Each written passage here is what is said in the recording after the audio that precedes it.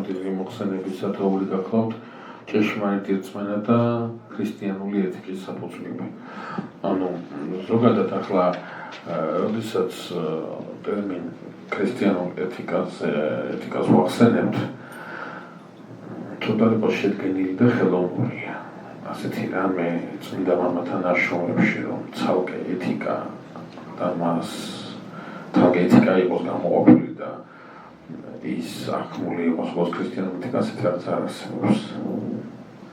ეს თლიანად ეფუძნება იმ სწავლებას, რომელიც სწავლებაც სათნოების ყოლობაზე სული წმინდის მოხვეჭას უკავშირდება. აქეთკენ არიან ორიენტირებული საეკლესიო მწერლები და მასწავლებლები. შესაბამისად ეს ქრისტიანული ეთიკა ცოტა შორის ისე როგორც ქრისტიანული ანთროპოლოგია ცოტა მოგვიანო პერიოდის პროდუქტია, თუმცა ჩვენ მაინც გვაინტერესებს ქრისტიანულ ეთიკაზე ვსაუბრობთ ის მორალური კრიტერიუმები, მორალური ორიენტირები, რომელსაც ეს რელიგია გვთავაზობს, ვინაიდან მორალის თემა თანამედროვე სამყაროში რაღაცნაირად წინა პლანზეა წამოწეული. ახალი ტერმინის კი გაჩნდა კულტურული ქრისტიანობა, თავარია კულტურულად იყო ქრისტიანი და რაღაცნაირად ეს კიდე ახალი გამოწვევა, ანუ კაი, თავი დავანებოთ. ყოველ შემთხვევაში ამ მოხსენების მიზანია მორალური კრიტერიუმების განსაზღვრა და პლუს ამას კიდე აღსანიშნავია ის, რომ ჩვენ არ ვსაუბრობთ ამ შემთხვევაში ქრისტიანი როგორი ეთიკური პიროვნება ვსაუბრობთ, ქრისტიანობა რაც გვთავაზობს ეთიკის თვალსაზრისით და შესაბამისად ისეთ მაღალ კრიტერიუმებზე იქნება საუბარი თავისთავად სადიას და რთული ახლა რაღაცნაირად გამოსილებდა და დეტალები უნდა კონტექსტის ცხოვრება ამაზე ილაპარაკო, ამიტომ რაღაცნაირად ვერ გავიქცევით მის თეორიულ ნაწილსაც. ახლა ეს ეთიკა ბერძნული სიტყვა და ნიშნავს ჩვეულებას. ოღონდაც როგორც ჩვეულებას იცით, რომელიც გამოხატავს ნეობრივ წამს. ანუ შეიძლება ადამიანს კონდეს რაღაცა ყოველდღიური ჩვევა, მისი ბუნების მოთხოვნილებებიდან გამომდინარე, გახსოვთ, რომ ჩვენ ვსაუბრობთ, რომ ორი სახის ნებელობა ვიცით ჩვენ. არის ბუნებითი ნებელობა, ანუ გრავიტაციული და გნომური, ხო, პიროვნული, ხო, ბუნებითი ისაც არის, ხო, აბსოლუტურად ნორმალურია. წყლის ყურვილი, დაღლა, შიმშილის შედეგად საკვების მოთხოვნა არის აბსოლუტურად ნორმალურია, ეს მოთხოვნა არის იმ ნებელობის გამოხატვა, რასაც ბუნება გვთავაზობს. მაგრამ რაც არის მეორე პიროვნული, ანუ გნომური რაც არის, ხო, ამას უკვე აქვს მართვის სპეციფიკა და შესაბამისად ამით განისაზღვრება ადამიანის ქცევა. ამიტომაც, როდესაც აი ამ ეთიკაზე, ანუ ჩვევაზე, ჩვეულებაზე ვსაუბრობთ არა იმ ჩვევაზე, რასაც თქვა ბუნება ითხოვს, არამედ ჩვევაზე, რომელიც პიროვნების დამახასიათებელი შეიძლება გახდეს, ამიტომაც წარმოადგენს ის ნეობრივ წამს. შესაბამისად, როდესაც ეთიკაზე ვსაუბრობთ როგორც ჩვევაზე, ეს არის რაღაცა ისეთი ეთიკური ნორმა, მისი მორალური კრიტერიუმი, მისი მორალური мотивация გახლავთ რაღაცა ისეთი, რაც იცულების შედეგად გამომუშავდება ადამიანში. გარკვეული, ოდესმე იცულება საკრეფისებთ მხარია, გარედან უნდა მოდიოდეს, თუ მხოლოდ შინაგანი იცულების ის უნდა იყოს. ქრისტიანობა უფრო შინაგანი იცულება მნიშვნელოვანია, ხო? მაინც ისმის კითხვა, როგორ შეიძლება ვიღოთ ეთიკური პიროვნება თუ ის ოჯახში არ იქნა გასწრილი ასე, სკოლაში არ იქნა გასწრილი ასე, საზოგადოებაში შესაბამისი არ იქნა, ხო? ისმის ეს კითხვები და თავის დავაცხადია. გავლენა რაღაცა ხარისხის ისა ქვია წინაპირობა ადამიანის პიროვნება ჩამოყალიბების საქმეში აქვს ამას ყველაფერს, მაგრამ არ არის გადამწყვეტი, მაინც საბოლოოდ გადამწყვეტია მისი შინაგანი არჩევანი, ის ორიენტირი, რასაც თვითონ დაისახავს მიზნად. ახლა, როგორც აღნიშნეთ, ხო, აი შუა საუკუნეებში ეს ეთიკა ღვთისმეტყველების გვერდ-გვერდ დადიოდა, ცალკე ის არ იყო გამიჯნული და სულ საუბრობდა იმასთან დაკავშირებით, რომ კარგი ქცევა, ნორმალური ქცევა, მისაღები ქცევა, დადებითი, ასე თქვა, ქცევა არის ის, რომელიც განპირობებულია ადამიანის თავისუფალი ნებისა და სული წმინდის მადლის მოქმედების შედეგად. ამ შემთხვევაში სული წმინდა არ არის, ასე თქვა, რაღაცა დიქტატორული იმით არ მართავს ადამიანს, არამედ სთავაზობს რა არის სიკეთე, ამ სიკეთეს ირჩევს ადამიანი და მიდის მისკენ ან არ ირჩევს ადამიანი და არ მიდის მისკენ. და სწორედ ამ არჩევანი ხასიათდება მისი მორალური ქცევა. ახლა მოგვიანებით უკვე ახორციელებით ან მოყოლებულ განსაკუთრებით აი ჰუმანიზმის მეორე ეპოქაში, მოგვიანო ეპოქაში მორალური ორიენტირის გამსაზღვრელი გახდა პირადი არჩევანი. კი ეს ასე იყო ადრეც, პირადი არჩევანით ხდებოდეს, მაგრამ სიახლე რა შემოვიდეცით, თუ კი ადრე რა იყო კარგი და რა იყო ცუდი, ამის დადგენას ადამიანი არ ახდენდა, ჰუმანიზმის შემდგომ ადამიანი ახდენს თვითონ გარკვევას რა არის კარგი და რა არის ცუდი. ადრე ეს ადამიანისთვის მიცემულია, შეიძლება არჩიოს, შეიძლება არ არჩიოს, მისი პირადიდება. მაგრამ ჰუმანიზმი ადამიანს ეუბნება უკვე, რომ შენ მარტო არჩევანი კი აქვს, მაგრამ შენ შეიძლება ირჩიო რა არის კარგი და რა არის ცუდი. შენ თვითონ შეიძლება ეს სახელები განსაზღვრო.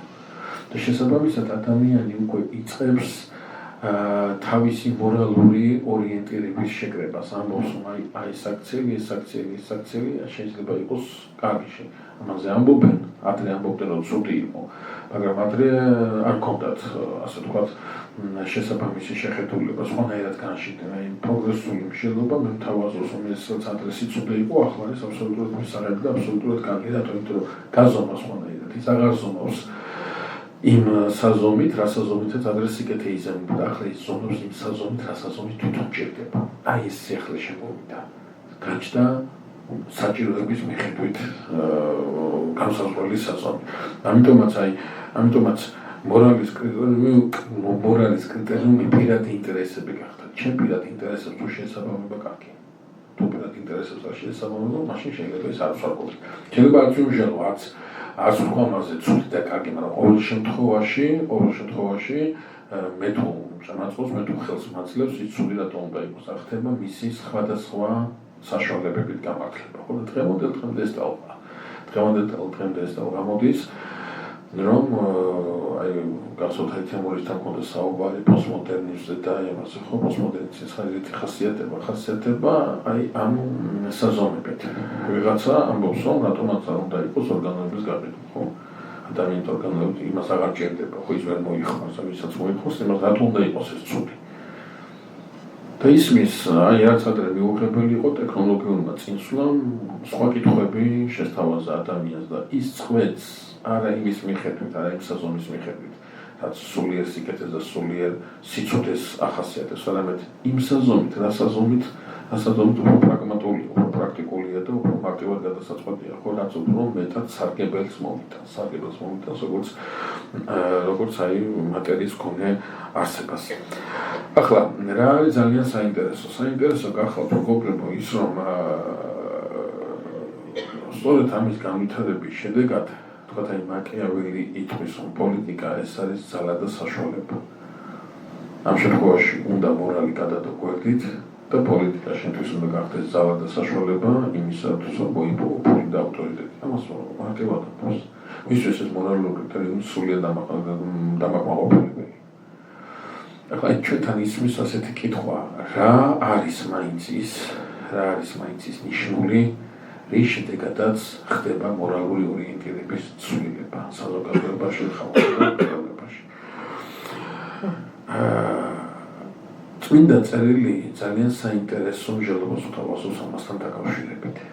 აი თავის დროზე გითხარით, მაგრამ ახლა მინდა სწორედ აი ამ თემაზე კონცენტრირებულმა იგივე გავიმეორო. ღმერთი უნება ისრაელს. იყავით წმინდა როგორც წმინდა ძმები. მაცხოვრებლად იყავით თქვენ სრული, როგორც სრული თქვენი ციცული მამა.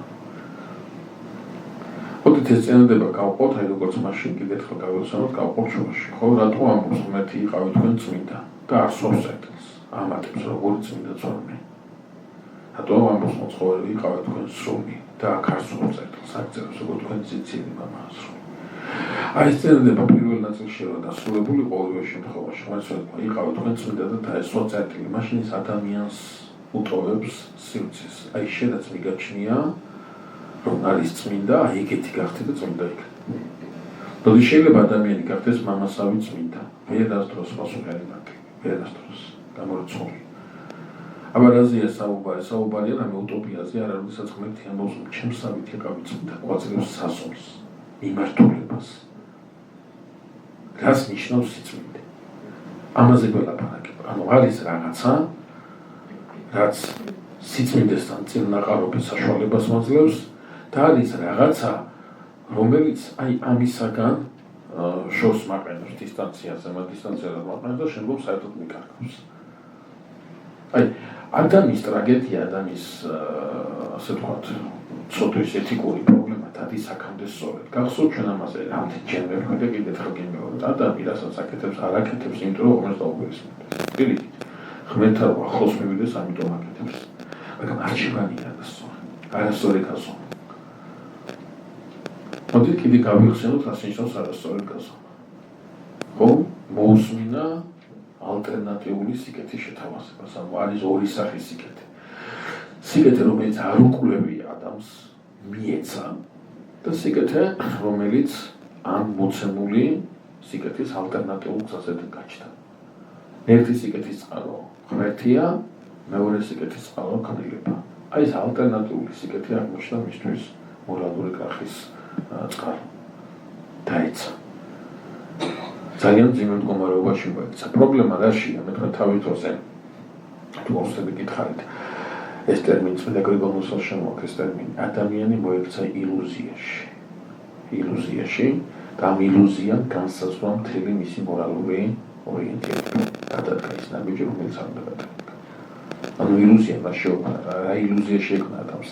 ეგონა რომ ესეც კარგი. აი როდესაც ეთიკაზე, ქრისტიანულ ეთიკაზე და მის სწავლებაზე გვაქვს საუბარი, დავდივარ სწორედ აქამდე, რა არის ნამდვილად კარგი და რა არის ნამდვილად ცუდი. აი ამიტომაც არის რომ დღევანდელ დღეს განსაკუთრებულად აზროქავა კიდევ უფრო დამძიმდება და კიდევ უფრო გამოაშკარავდება ეს სურათი, ის რაც ადამიანისათვის, ის რაც ქრისტიანისათვის არის კარგი და მისაღები, თანამედროვე სამყაროსთვის სულ უფრო უცხო მიუღებელი და გაუგებარი ხდება. სულ უფრო. აი ახლა საქმეა რა ვიცი, აღიქვთ ნებისმიერი წმინდანის მაგალითი, ნებისმიერის. აი თქვა წმინდა ივლიტე და კვირიკა, ხო? დაუშვათ კითხვა რომელიმე არასამთავრობო ორგანიზაციას იყო თუ არა წმინდა ივლიტე დედობის ღირსი. დედობის ღირსი უნდა ჩამოერთვათ იმისთვის. ეს ვინ იყო ეს რა გააკეთა სამქარმა, როგორ გაბედა ამ გაკეთა. სხვანაირად ხდება, გაუგებარი ხდება მისი ნაბიჯი. გაუგებარი ხდება წმინდა მოწამეების ნაბიჯი, გაუგებარი ხდება აი ამ ღირსი წმინდანების ნაბიჯი, როგორ გადადგეს, როგორ ანაირად აკეთებენ ამას. მაგრამ ასე შორსოვანც რა წავიდეთ საზომზე როცა გვაქვს საუბარი, ეს ჩვენთვის ძალიან მნიშვნელოვანია მოხსენებისათვის, რომ საზომზე როცა გვაქვს საუბარი, ხშირად ეს საზომი თვითონ ეკლესიის შიგნითაც გაურკვეველი ხდება ხოლმე. აი არის ერთი ასეთი ძალიან საინტერესო მაგალითი, როდესაც ბევრია ასეთი უბრალოდ ერთი ეს მოხსენდება. როდესაც მამას გარდაეცვალა შვილი. ერთადერთი ვაჟი მოკიდა თავის ახალგაზრდა შვილს ხელი და ერთ-ერთი მამის კელიას მიადგა და ფეხით უბრახუნებდა და ხმამაღლა უყოლოდა. რომ გამოსულიყო და თუ მართლა მისი ღმერთი იყო, თუ მართლა სიწმინდე იქ იყო, მაშინ გაეცოცხლებინა მის ყდრეთით აღდგა ღმერთს, გაეცოცხლებინა მისი შვილიც. და თითქოს უბრახუნა კარებს და გამოვიდა ეს მამა კელიიდან. აიყვანა ეს ბავშვი, შეიყვანა შიგნით თავისთან, ილოცა ეს ბავშვი აღდგა მკვეთრით, გააცოცხლა ღმერთმა და გამოიყვანა კარეთ. და მამამ რომ დაინახა თავისი გაცოცხლებული შვილი, ნუ ეს სიხარულისაგან თავბრუნდა ეს ფეხებში ჩაუვარდა და მუხლების დაკოცნა დაუწყო ამ მამას და ამან გააჩერა და უთხრა მეორად როგორ რატო შვილი გამიცოცხლო და მე არა უბრალოდ ბავშვი გული ქონდა უწასულიო და სიგარეტში შეიყვანეო მოატყო შემდგომში კლარი იყო მაგრამ ამ სიტყვაზე წავიდა რა თავის დაუცხადია ბევრი თუმცა ნათქვამია არ უნდა მოიტყო არ უნდა იცრო მაგრამ აქ მან აშკარა სიცრუე ხო აი არ მახსოვს თქვენთან მართლაც მაგალითად მოყოლილი ერთ-ერთი ძმა ერთ-ერთ მონასტერში ნებამ დაიპყრო და ჩუმად დედაკაცი შემოყავდა თავის ანტილიაში და ძალიან დამამძიმებელი იყო ეს მონასტრისათვის. იჩივეს იღუმენ. და იღუმენ მოუთხა რომ ესეთი რამე წარმოუდგენელია ხდებაო. არ დაუჭირა თქვენ უშურთო ტურიზმის. და ეს შესაძლოა სამაშია პარა ეს ხალი მაშია თავის ანტილიაში კარიდან კარი გადაუკეთეს. ეს გარდვერ გამო. და ორი გაგზავნეს იღუმენის მოსაყვანად, აი ფაქტი აჩვენა. იღუმენი რომ მოვიდა ეს მთელი მონასტერი შეკრებილია ამასთან ამქრებთან და შემიშუთა. გაუღეს კარი და შეუშვეს. და ახლა მაშინ ამ უბედურმა იცის რომ სადღაც წავიდა ეს ქალი, კასრი ჰქონდა ცარიელი და იმას ჩააძვლინა. და შევიდა ეს იღუმენი და დაჯდა კასრის თავზე. და შევდაუძახა საზღვრს და მომინახეთო სად არის ეს. ეცებს ხასად მონახა. კასში იშთა. ყველა მიხვდა რომ კასში იყო, მაგრამ ვერ გაუბედა ადექდა იმასაკენ. დრო გავიდა ყველა გარეთ. ამ დაცემულმა ძმამ იღუმენ შეხედა და უთხრა ხო იცი ხო ამ კასში ხალი უყოს დავალული და რატო არ მომხილი 40 წელი უმარხულობდი და ლოცულობდი იმისაც რომ შემძლებოდა ამ კასრის თავზე დაჭრობა. კანონების მიხედვით არ მოიქცა სწორად. მაგრამ არის რაღაცა სხვა საზომი რომლის მიხედვითაც სწორედ ის გააკეთა რაც უნდა გააკეთებინა. რა არის ეს საზომი? ასი ცხოვრი რო ყავდეს კაცს და ერთი დაეკარგოს ასაკეთებს 99-ს მიატოვებს და იმის ერთი საწევნად წავა. აი ეს ქრისტიანული ეთიკის საოცრად საინტერესო მორალური კრიტერიუმი. 99-ის დატოვება და ერთი საწევნად წასვლა. რო იპოვოს ის ერთის და დააბრუნოს უკან. ახლა ძალიან საინტერესო ქრისტიანული ეთიკა ეხმობა სწორედ ყველაზე მნიშვნელოვან რამეს. ამიტომაც ის რაც თუ გავა და სამყაროც უფრო გაუუცხურდება აი ამ დეტალს, რასაც ეხმობა ქრისტიანული ეთიკა, სულ უფრო გაუგებარი, ამიტომ გახდება ის სამყაროსათვის. რა არის ეს? ქრისტიანული ეთიკა ეხმობა იესო ქრისტეს სწავლებას სიყვარულის შესახებ. რაც უფრო სამყარო უცხურდება სიყვარულს და რაც უფრო მეტად სიყვარულს აღფრთოვს ხორციელ ურთიერთობასა და ვნებით გადაცებას, მით უფრო ამიტომ გაუუცხურდება ქრისტიანული მორალური კრიტერიუმები თანამედროვე სამყაროს მორალურ შეხედულებებს. მით უფრო გაუგებარი ამიტომ გახდება. ის თითოეულ მოწამეში, თითოეულ წმინდანში ვერ ხედავს ყველაზე მთავარს. რა არის ეს? ეს არის ის რომ მათი არჩევანი დაკარნახებია არა ფანატიზმით, არა სიჯულით, არა აჩემებით, არამედ იმით რომ რაც ძალიან შეიყვარეს ის ვერ დათმოს. სიყვარულის ეთიკაა ქრისტიანობის ეთიკა, ამიტომაც ერთ-ერთი გერმანელი ფილოსოფოსი პირდაპირ ამბობს, რომ ქრისტიანული ეთიკა ეს არის ყველაზე არამიწიერი რამ, რაც შეიძლება ამ ქვეყანაზე ადამიანმა ნახოს და ადამიანი გაიცნოს. რატო?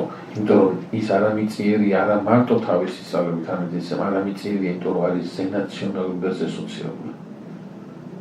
ყველაფერი დევს ამაში, ვინაიდან ის ქმედებები, რომელ ქმედებებსაც ქრისტიანული ეთიკა საუბრობს, ორიენტირებულია ერთადერთ რამეზე. ორიენტირებულია იმაზე, რაც მას მოგვიტანა ჩვენ ეს არის სიყვარული, ღვთისა და სიყვარული მოყვასის. ამიტომაც ქრისტიანული ეთიკას მეორე ნაირად შეგვიძლია უწოდოთ სიყვარულის ეთიკა. როგორც კი ამ ქრისტიანულ ეთიკაში, ამ საზომში სიყვარული არის გამორიცხული, ჩვენ უბრალოდ ხარ ვისაუბროთ ქრისტიანულ მორალურ კრიტერიუმებზე. რაღაც სხვა რამეზე ვილაპარაკეთ, მაგრამ ქრისტიანულზე არა და ვერ.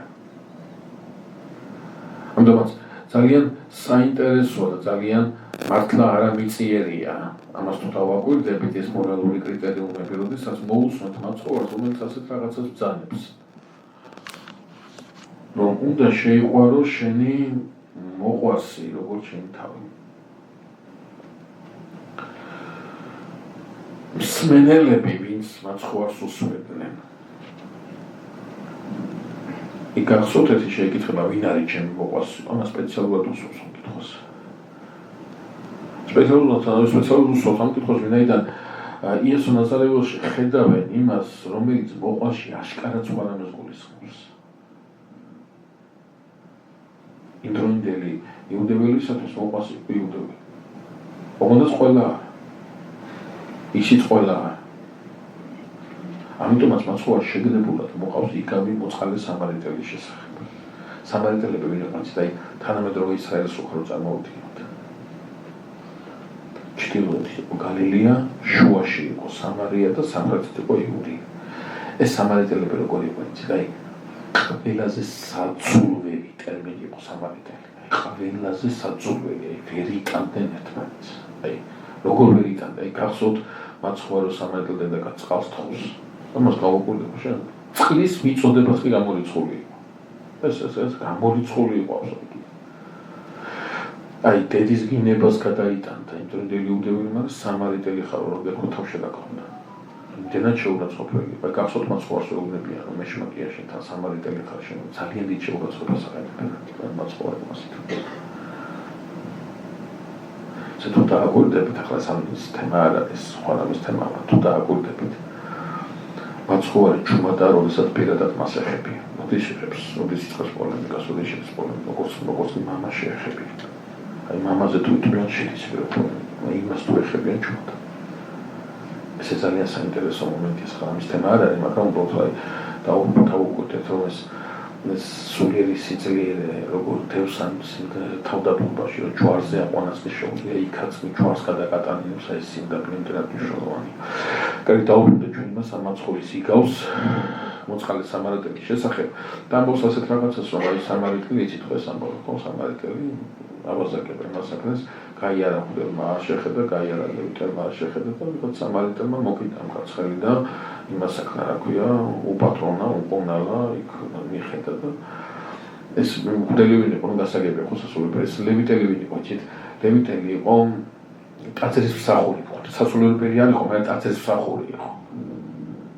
და მაცხოვარმა უთხრა, აი ამ სამიდანო ერთი სასულიერო პირია, რომელიც თქვენთვის ავტორიტეტზე ავტორიტეტია. მეორეა ლევიტელი, რომელსაც თქვენ ძალიან დიდ პატივს სცემთ. და მესამე არის სამარიტელი, რომელიც გწუხთ. აი ამ სამიდან რომელია მოყვა. ეს იმდენად გაუგუნარი იგავი იყო მათთვის. იმდენად მიუღებელი იყო მათთვის.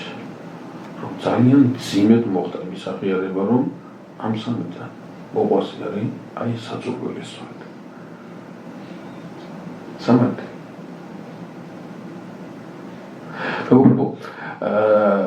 ცოტა მეც შორს მიდის კიდე ქრისტიანობა მაცხოვრის აი ამ სწავლებას თუ გაყვება და იტყვის რომ მარტო მოყვას კი არ დაუყვარდეს.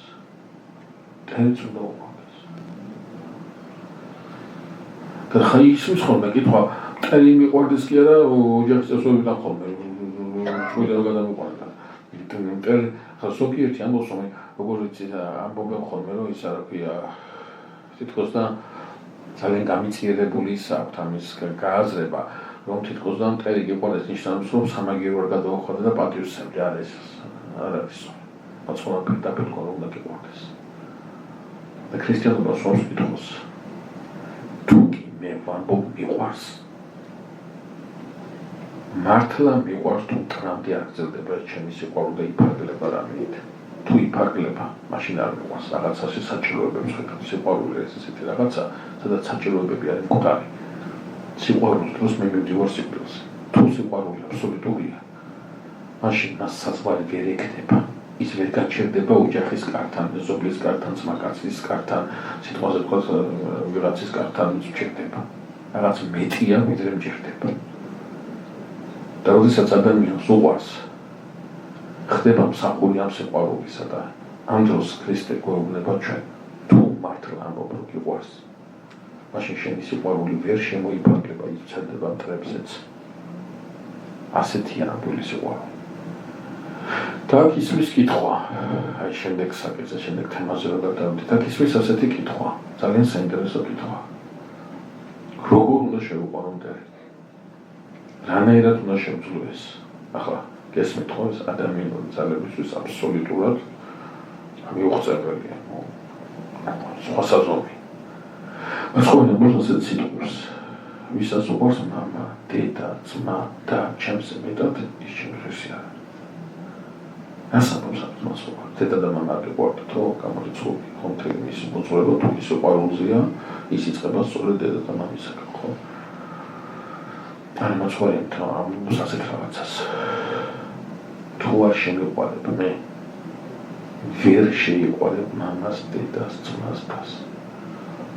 რა დამოკიდებულებას ექნება ჩემთან ის დამოკიდებულება ექნება მამისადმი, დედისადმი, ძმისადმი, დისადმი, მეგობრისადმი, უბნელისადმი, თანამოქალაქისადმი და ასე შემდეგ. როგორიც ხარ ჩემთან ისეთი ხარ ყველგან.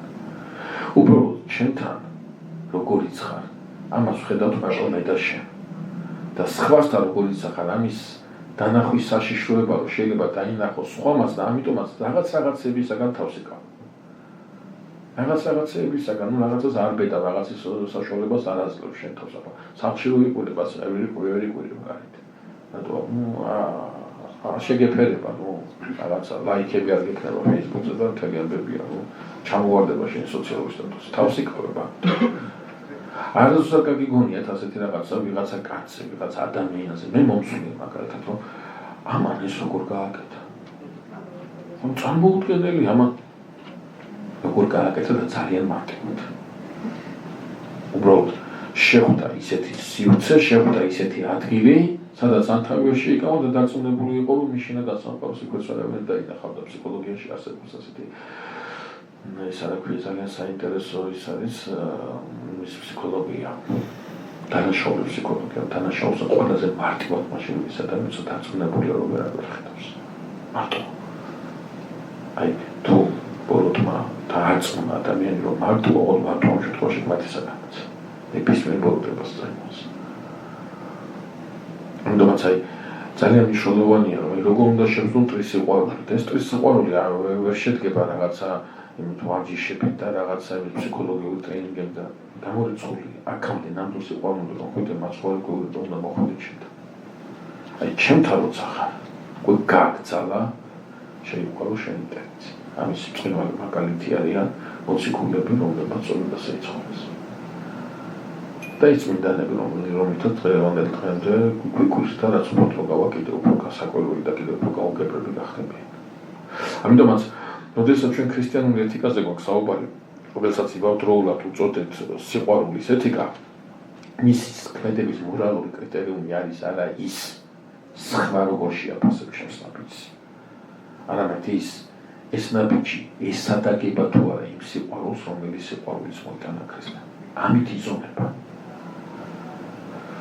არ იზომება მიწური პარამეტრებით, იზომება ზეციური, სულიერი პარამეტრებით. აი ერთი ესეთი საინტერესო ამბავი სახარებით. ქვრივი ეხვეწება მაცხოვარს. სასული ყავს ფოროტეულად გვემული და განკურნელს არ არის ისრაელიანი სიროფინიკიანი. და ევედრება ეხვეწება და მაცხოვარს ზედა ლოყუნებს. წარმოგიდგენიათ იესო ქრისტეს ზედა ლოყუნებს. და იმდენად შეაწუხა რომ მოციქულები ეუბნებიან ვერახედა რადგანში ეს კაცი ის ხალიო და იქნება მიაქციო ყურადღება. აი როგორ თუნდება ხო ამბავი. როგორ დაუჯერებელია ეს ამბავი. და მე მაცხოვრის საოცარ პასუხს იძლევა. არ არისო წესიო ტაბლიდან ავიღო საჭმელი და ძაღლს დაუგდო. ძაღლსოჩია და ეს გამწარებული და. რო არა ამ თხრობის მთელი შინაარსი, რაც ბოლო ნაწილშია მოქცეული, ხო? რასაზომით გავსვამოთ, ხო? და ეს ხალი ეუბნება, რომ ძაღლები ხო ჭამენო. ძაღლიცავ, რომელსაც შენი წყალობის ღირსი გახვდეთ და ვიყო ძაღლიც, რომელიც აიჭავს თავისი პატრონის ტაბლიდან გადმოცემული რაღაც ნარჩენებით და მაცხოვარი შეხედავს და განკურნავს ვისასწრებს. რა იყო ის? ხო ხლა რა ვიცი ხა ადამიანის უფლებათა დაცვის საკონვენციით უნდა ვიმსჯელოთ რომ იმას აქვთ ახლა როგორ არ შეეცოდა ეს ხალხი როგორ არ შეეცოდა ეს თავი არ დაინდაბლა ჩვენ მოგცა მაგალითი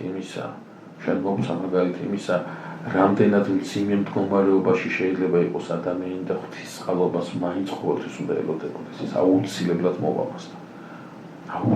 მოვამასთან უბრალოდ მისთვის იმ ძალების შესაბამისად უფრო მეტია მიცემული ვინაიდან მეც ითქმის. ეს ძალების მიხედვით არის თავისთავად ხადია ისინი ერთს მოვიდა სხვას კი არ მოსვია მარტო იმით კი არ ყავდა ასეთი სხვასაც ყავდა მაგრამ ქრისტესთან ურთიერთობა მან შეცნო მხოლოდ. ამიტომაც აი როდესაც აი ამ მაგალითებით საუბრობთ, ეს ძალიან მნიშვნელოვანი დეტალია იმისათვის, ითქოს და გვაქვს რაღაც საზომი მოცემული, გვაქვს ამის საშუალება, ესე იგი ვიცით რა არის კარგი, ვიცით როგორ მივიღოთ ეს კარგი, ეს ყველაფერი ვიცით რომ ხელმისაწვდომია, ეს არ არის რაღაც თეორია, ხელმისაწვდომია და ამის ყველანაირი მაგალითი და მადასტურებელი ფაქტი გვაქვს, მაგრამ შეება მაინც ერთი პრობლემა. ის უცხოა მაინც ჩვენთვის. მაინც შორეულია, მაინც რთულია, მაინც მძიმეა, ხო? ამიტომ აქ ისმის ერთი ძალიან საინტერესო კითხვა.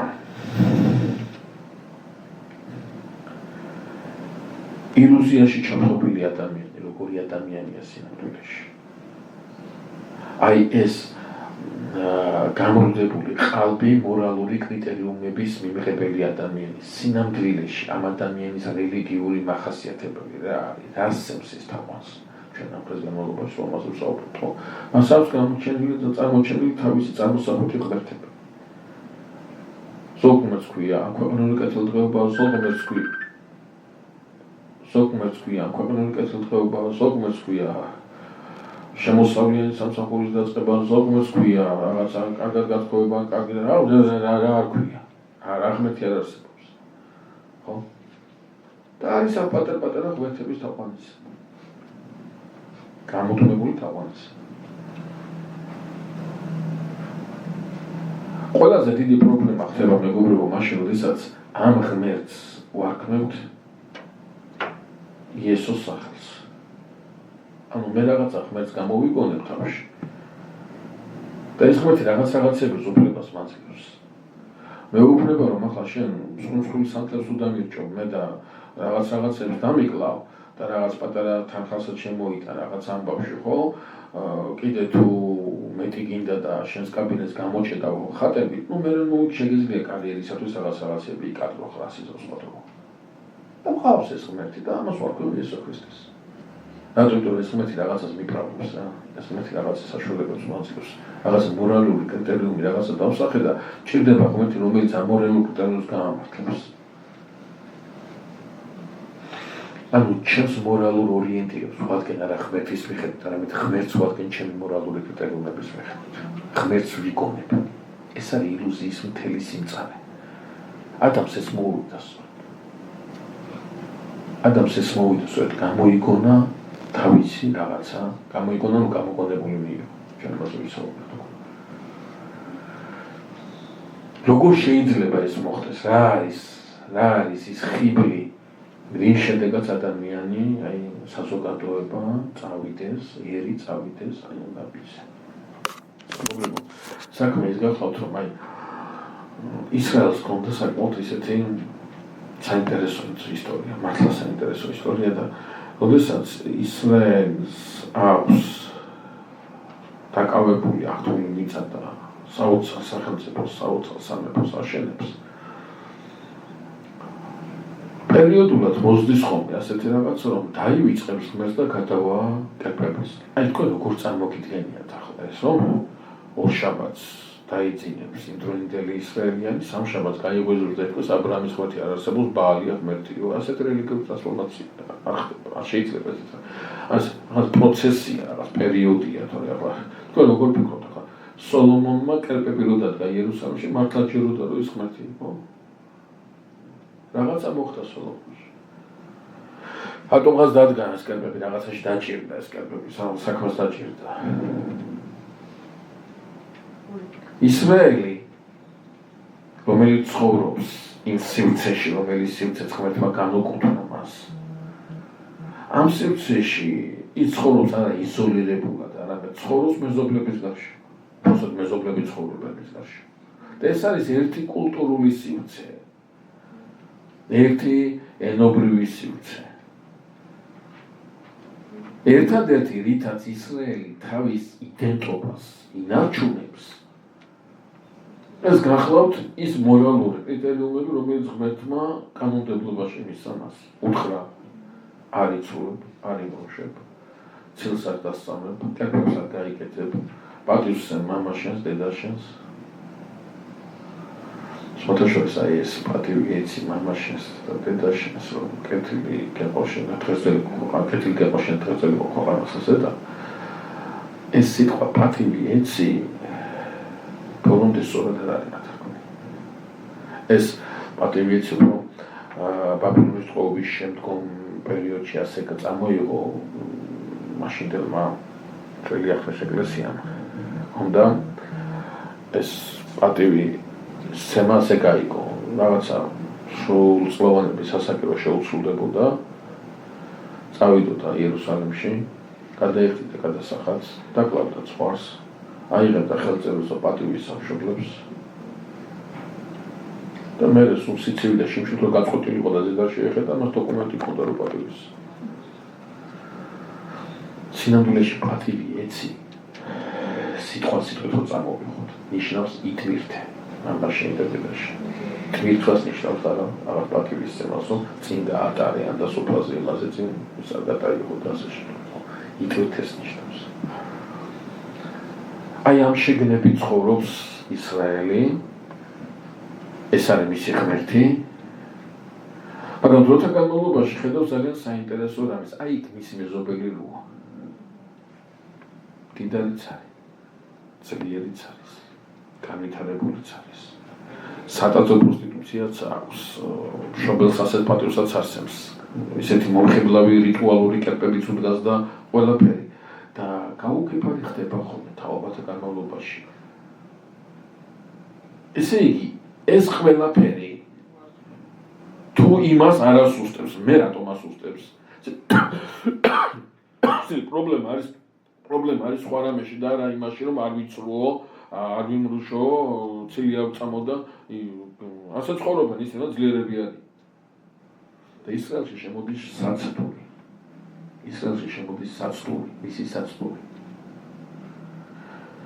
ის რაც არაწმინდა იყო ერთაობაში ის ძალიან მარტივად ხდება წმინდა სხვა თაობაში სიწმინდის კრიტერიუმი ეს მორალური კრიტერიუმები იცვლება სწორედ ამის ფონზე რომ ის ჩემი მეზობელი კერპთაყვანისმცემელია და ძლიერია და ესე იგი კერპი არ არის ის პრობლემა რაც სიძლიერეს წამართვებს მე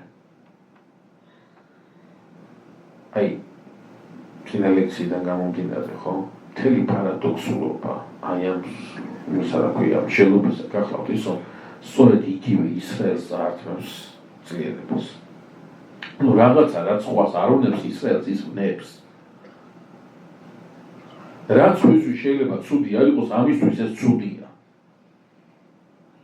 და ჩვენ მე ვისაუბრებს ეს ცუდი როგორ შემოდის და ამ ცუდის მოცილება როგორ ხდება ამიტომაც მეგობრებო როდესაც ჩვენ ვსაუბრობთ ქრისტიანულ ეთიკაზე რომელიც იმავდროულად არის სიყვარულის ეთიკა და მისი მორალური კრიტერიუმი არის განკაცებული ძეღთვისა ჩვენ მივდივართ სწორედ აი ამ დასკვნამდე რომ ღვთისძემ მოგვიტანა არა მარტო სწავლება რომელთაც ჩვენ შევდივართ ზეცაში ამით მოგვიტანა სწავლება რომელთაც ზეცა შემოდის ჩვენში ზეციური კანონება გვაქვს ზეციური კანონმდებლობა გვაქვს აი გასულოთ აი ამას ვერ გამორება მინდა ხლამაზე დრო დავარგო უბრალოდ თქვენი ყურადღება ერთ დეტალზე მინდა შევაჩერო რომ პაცუონმა როდესაც აი ახლა როგორ არის იცით კლასიკური მაგალითი ვთქვათ მე მინდა გავხდე სიტყვაზე ვთქვათ საფრანგეთის მოქალაქე სიტყვაზე ვთქვათ ხო ხათრას როგორ ხდება ის მაგრამ კლასიკურად როგორ ხდებოდა იმას მაგალითს ვთქვათ ამისათვის არის საჭიროა ვიცოდე ამ სახელმწიფოს ოფიციალური ენა თუ არ ვიცი მოქალაქეობას ამომცემ მეორე უნდა ვაღიარო ის ისტორია რომელი ისტორიაც აი ეს ხალხი ამბობს რომ ეს არის ჩემი ისტორია შეიძლება ვიღაცას აქვს კრიტიკა ვიღაცას აქვს სამეცნიერო შეხედულებები კი ბატონო არავინ არ უშლის მაგრამ ამ ხალხს აქვს თავისი გამოკვეთილი იდენტობის ფორმულა და ამბობს რომ ეს ვარ მე ეს თუ არ ვაღიარე ხო მაშინ ის თავის ერთობაში არ მიიღებს და მესამე უნდა ვაღიარო ის კონსტიტუციის კანონმდებლობა მის უზენაესობა თორე სინამდვილეში შემთხვევაში უკვე მესამეც ამ შემთხვევაში მე ყველაფერი თუ დავაკმაყოფილე საფრანგეთი მომცემს თავის მოქალაქეობას აი როდესაც მაცხოვარი მოდის ამ ქვეყნად პირად მას უყურებს როგორც იუდეველებისგან გადაცემულ დანაშაულს და დანაშაული ბრალდება ის არის, რომ კეისრის წინააღმდეგ აწყობს შეთქმულებას და უყურებს ამ ნაცებს, ამ შეურაცხყოფელს უყურებს და რაღაცა ვერ ხედავს იერუსალიმი, რომელიც ცნობილია აჯანყებებით, ამ დაჭერილი გულისთვის ვიღაცა მარეულობა მოაწყო, ვიღაცა აჯანყება მოაწყო, ვიღაცამ რაღაცა საპროტესტო აქცია მოაწყო. ემასაც არ ეთყობა რაღაცა მეომარი, ვინ ახარო ეკითხა. აი მოჯანყეს არ გავს. და რა სახელმწიფოზე, რა სამეფოზე გასაუბრა. და მაცხოვარი პასუხობს. გახსოვთ, ჩემი მეუფება არ ამქონა. ანუ ქრისტემ მოიტანა მეუფება, მაგრამ არ ამქონა. წმინდანი არის არც მეტი არც ნაკლები ის, რომელიც ხდება აი ამ სამეფოს მოქალაქე, ქრისტეს სამეფოს მოქალაქე. ეს უთხრაშია საქმე. ამიტომაც გითხარით თავის დროს, რომ წმინდანობა იწყება რა იმ ქვეყანად, არამედ ამ ქვეყანად. ამ ქვეყნადვე ვიწყებ ქრისტეს სამეფოს მოქალაქეობისათვის დადებას. ანუ აი ეს ანალოგი როგორ მასაკავთ, ხო? იმისათვის რომ ქრისტეს სამეფოს მოქალაქე გავხდეთ, რაღაცა კრიტერიუმი უნდა დავაკმაყოფილო, რაღაცა პირობები უნდა დავაკმაყოფილო. ისე ამ სამეფოში, აი მაგალითად, იგივე მაცხოვრის იგავი რო გამოვიყენოთ, ხო? ქორწილში თუ წავედი შეურაცხის, ამოსეთ გამომაგდებენ გარეთ. შეიძლება გარეთ დამსვან და საჭმელი გამომიტანო და მაჭამა, მაგრამ ქორწილში არ დამაჩერებელი, იმიტომ რომ არ ვარ შემოსილი შესაბამისად, არ ვარ იმ განწყობით მისული. არ გამოვხატე პატივისცემა მე ქორწილების მიმართ.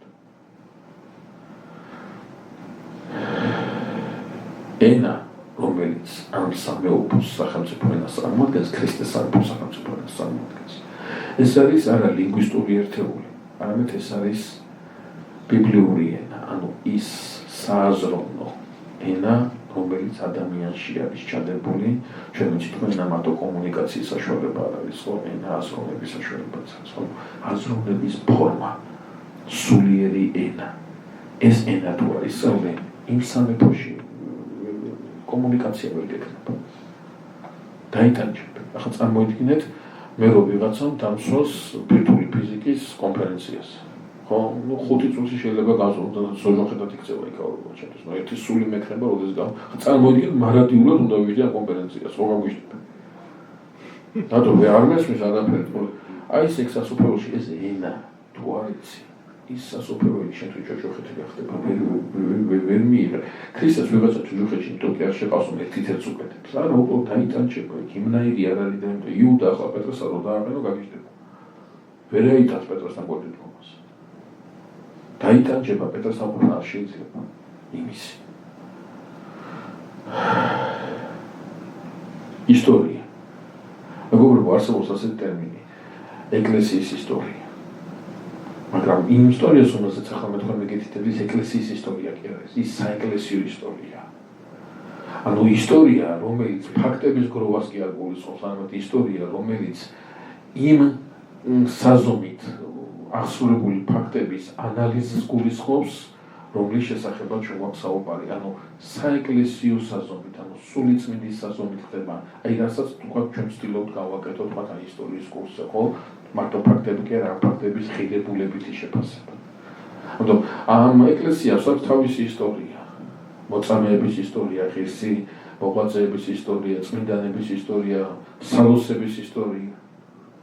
და ეს ისტორია უნდა ვარქიო როგორც რეალობა, არა როგორც იმის რა ქვია საზოგადოებისათვის საშიში პიროვნებების, არამედ როგორც საზოგადოებისათვის სასარგებლო მოღვაწეების ისტორია. ეს ისტორია ჩემი ისტორია უნდა მივიღო.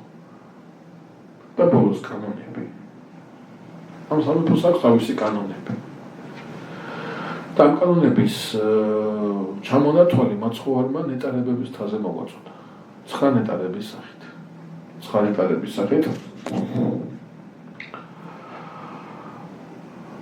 საოცარი რამე მოისმინა იქ შეკრებილმა საზოგადოებამ.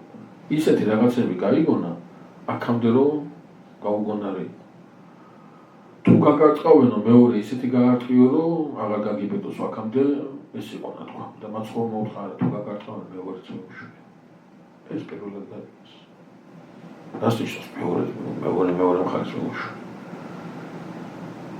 თუ ერთ წაგართვენო მეორეც მიეცი. ამიტომ სხვანაირად იცი.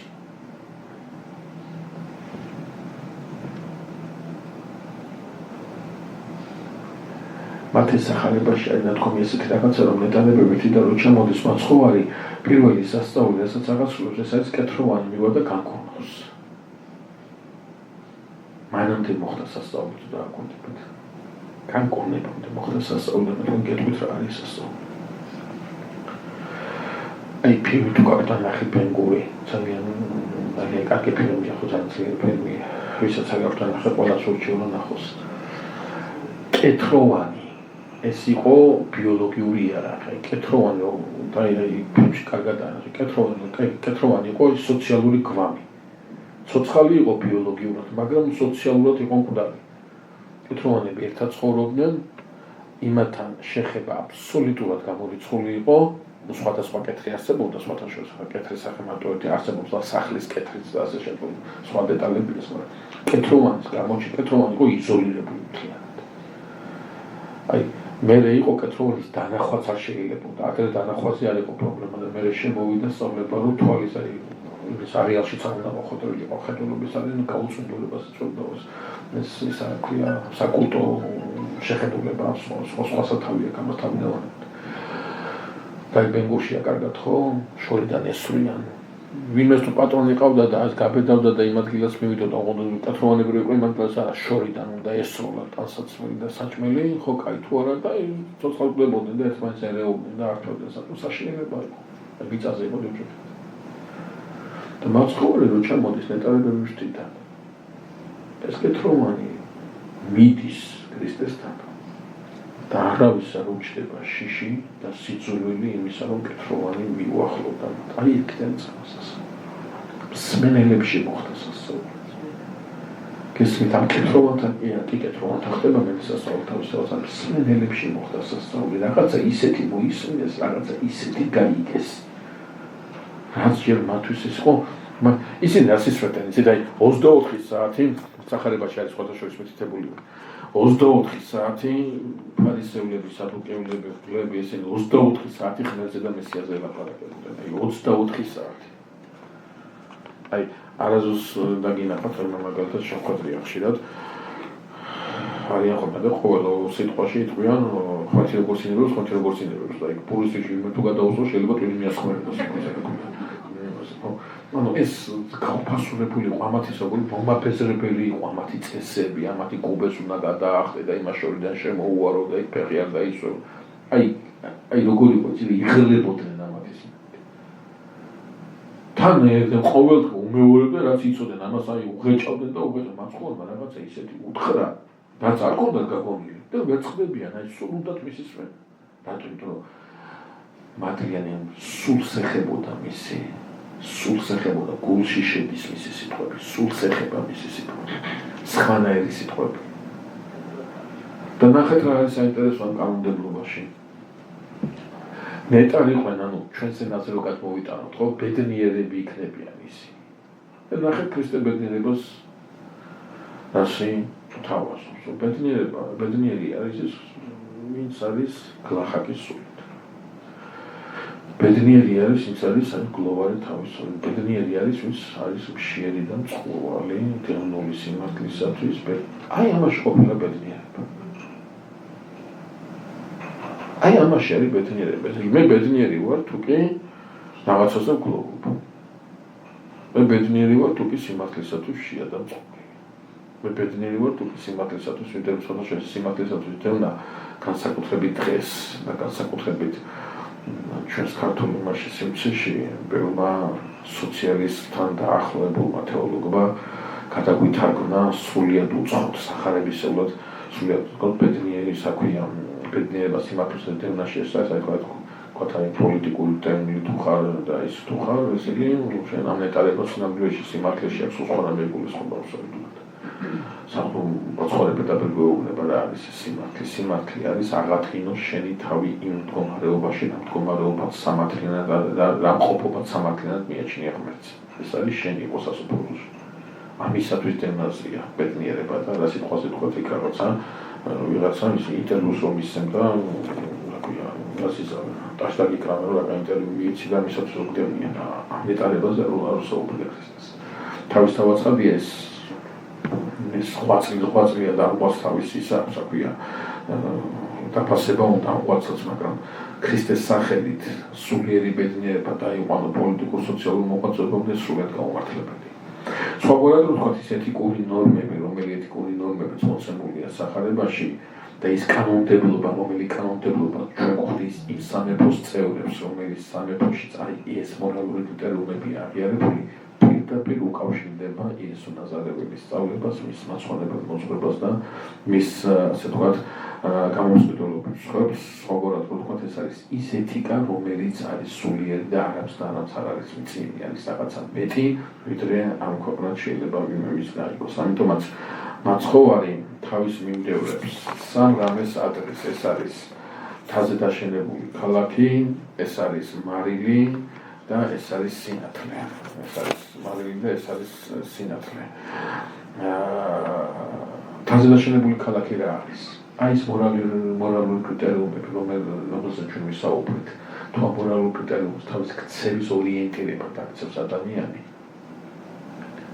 ვერ და აი როგორც მთაზე მიდიხარ მთებში, ხო და უცებ ქალაქია მთაზე დაშენებული, ვერ გამოგრჩება გამორიცხული. ასეთი ადამიანიც აუცილებლად გახდება საზოგადოებისათვის თვალხილი, მაგრამ ნახეთ რა არის საინტერესო.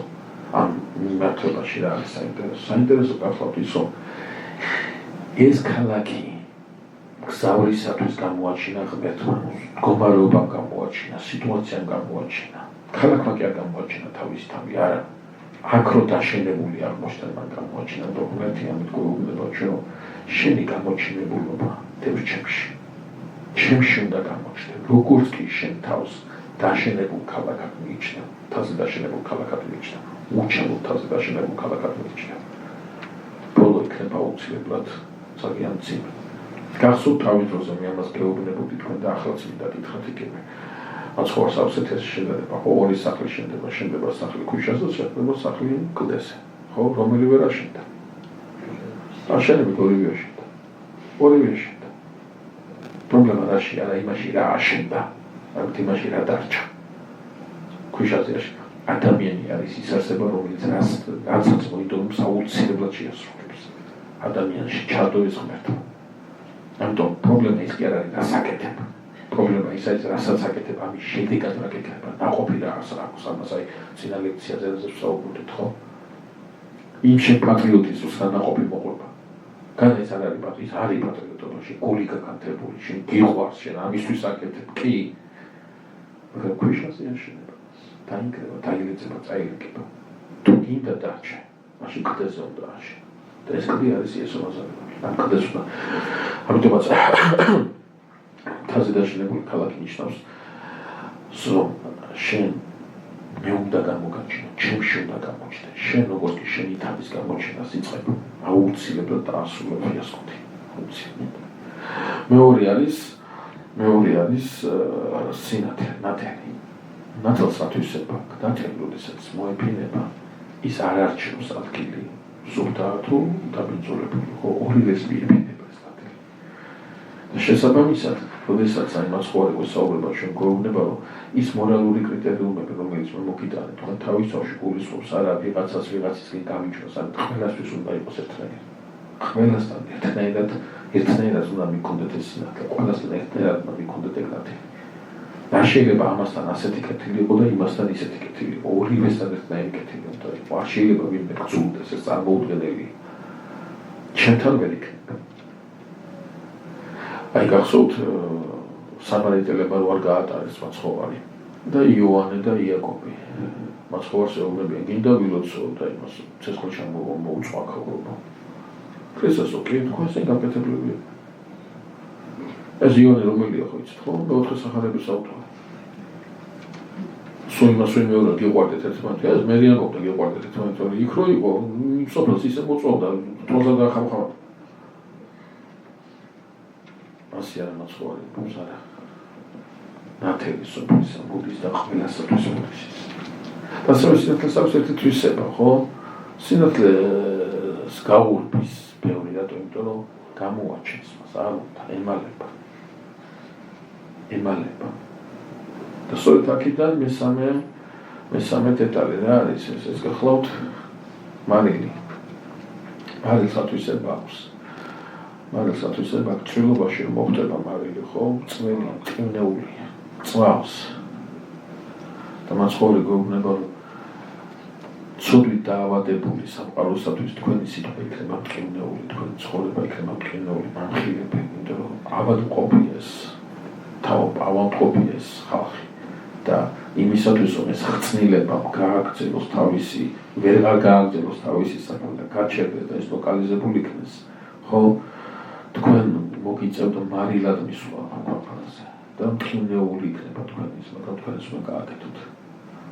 მაგრამ მარილს აქვს მეორე თვისებად გახსოვთ, რომ ამარილები რა ინახავს ხო ხსნილებისაგან, ხო? იმას იცავს და მაცხოვარი ეუბნება თავის მიმდევრებს.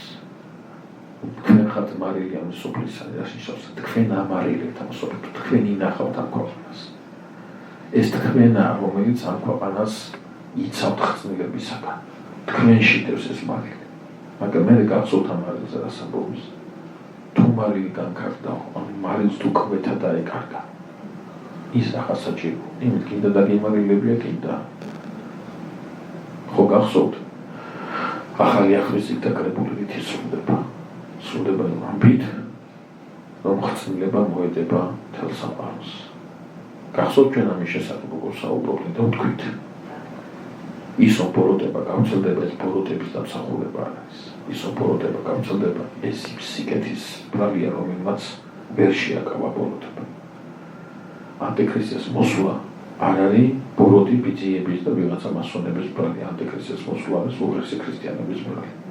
როდესაც მარილი აღარ კვეთავს, ამიტომაც არის მეჩასწული და სულეობნები. თიც მოიშვერთ სხვაგან. აი მოამბობთ, რომ წავაგე, იმიტომ რომ მტერი იყო ძლიერი. წავაგე, იმიტომ რომ მე ვარ სუსტი. მტრის ძლიერი არ მომარცხებს მე, ჩემი სისუსტე მომარცხებს მე. ეს ძალიან მნიშვნელოვანი მომენტია, მას მიაქციეთ ყურადღება. რატომ იცით, აი ის შემოპარული დეტალია რა. როდესაც მე აქცენტს ვაკეთებ, რომ მტერმა დამამარცხა, იმიტომ რომ ძლიერია, რას ვაკეთებ? ველოდები იმაზე ძლიერობის გამოჩნდება. რომ შენზე ძლიერი მტერი დაამარცხოს კიდევ უფრო ძლიერად.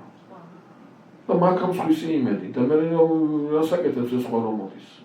არაფერი, უბრალოდ ახალი ძლიერის მონაკვეთები. მეტი არაფერი, თორე ჩემი სისუსტე, მე არ მადარდეს, რომ ჩემი სისუსტე არა მომივსია. მაგრამ როდესაც დამარცხებული ვამბობთ ელიკერარის ძლიერი, რატომ დავმარცხე ამას უკვე? ჩემში სისუსტეს ამოვავსებს, სიძლიერით შევცვლი და უკვე არ ველოდებ იმას. ჩემთვის ახალი პერიოდის დაამარცხებს. მე უკვე ჩემ გამარჯვებას ველოდები. ამიტომაც ამ გამარჯვების მიღმა დგას თავისუფლება და არა ახალი მონობა, ის თავისუფლება, რომელიც იესო ნაზარეელმა მოგვიტანა. ჩვენ ძალიან დიდი მადლობა ყველასთვის.